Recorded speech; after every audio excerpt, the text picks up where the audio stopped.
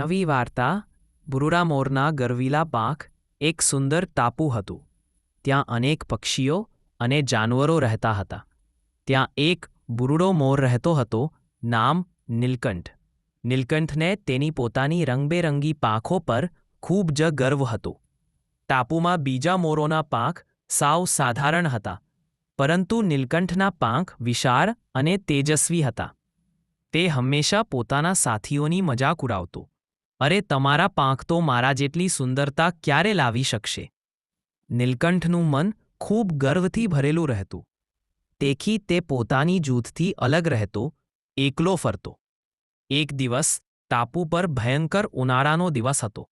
બધા પક્ષીઓ ઝાડી નીચે આરામ કરતા હતા, પરંતુ નીલકંઠ તો તેની પાંખો ફેલાવીને દરિયાની બાજુ ચાલ્યો ગયો. દરિયાની નજીક નીલકંઠે પાણીમાં પોતાનું પ્રતિબિંબ જોયું અને આનંદથી બોલ્યો, વાહ, મારા પાંખ કેટલા સુંદર! જાણે હું રાજા છું. થોડી વાર પછી નીલકંઠને એક